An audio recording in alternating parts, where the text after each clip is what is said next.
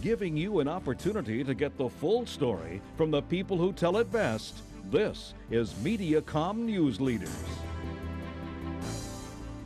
I'm Don West, and this is Mediacom News Leaders. We're joined now by Kathleen O'Dell from the library. Kathleen, welcome back. Thanks, Don. Summer is here, and there's plenty for the kids at the library. Right. This is our annual summer reading program.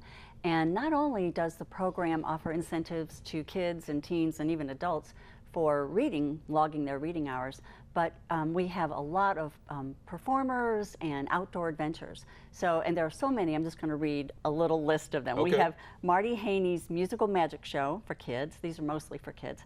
Mystery at Camp Runamucka with Oh My Gosh Josh, who's a return performer. People love them. He's hilarious. All right. Dickerson Park Zoo staff will be giving some programs with animals, with their animal ambassadors. And they'll be doing that at different branches. And then Bobby Norfolk, who is a really popular storyteller and singer and rapper who comes to the library for some reading programs, he's coming back to several sites, and he's going to be doing storytelling and rhythm and music, and it's very participatory, so kids love that too. And people can find out the whole schedule of all those summer programs in the Bookends catalog, which is the calendar of events, or they can go to thelibrary.org. Okay, go there to find out all the dates and times for those events coming up here in the summer months, many for kids, but also events for adults. Right, teens and adults, right. We have a series that kicks off June 21st for, this is a series for adults during the summer reading program, and the first one is June 21st at the Library Center Auditorium at 7 p.m. And Wayne Glenn, who is a music historian and a longtime radio personality. The old record collector. Right, right. He's going to do a program about the origins and tracing the history of music in the Ozarks, beginning from pre-Civil War to the Ozark Jubilee, all the way to the Ozark Mountain Daredevils. Great stuff. Yeah, it'll be a lot of fun, and I think teens would probably enjoy that too. And so that's just tracking music from this specific right, area? From the area, right. And then we will also have a series of programs continuing for adults, and that will include Ed Filmer's video stories. You know, he's a former KY3 videographer, and he will present the video stories that he's done about musicians in the Ozarks.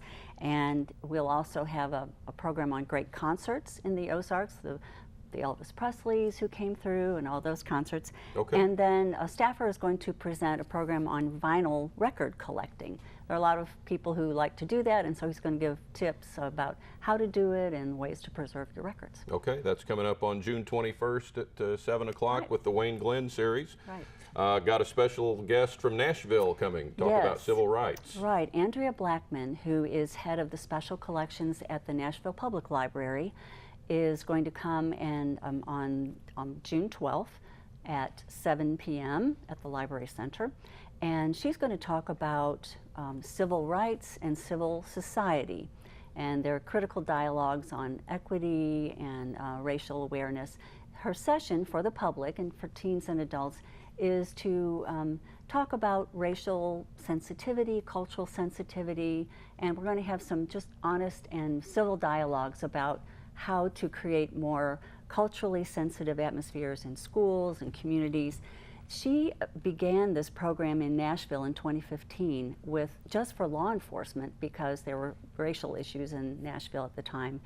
And it was so popular and so effective that she expanded it. And so she's been giving these programs in communities around the country. So we invited her to come to Springfield. Okay, and you're looking for some information about the Lincoln School for something in July. Right, Lincoln High School was an all-black high school right before desegregation. It closed, but for many years it was a very fine, well-respected high school for African Americans. And so the local history department of the library and several organizations in Springfield are coming together on July 14th, I believe it is. And we're asking people who either went to the high school or who have anecdotes or memorabilia from the high school to bring those to the Midtown Carnegie branch that day, and we'll photograph them and have them share them with us so that we can preserve the history of Lincoln High School. Great stuff from the library here in the summer months. Join us next time here on Mediacom News Leaders.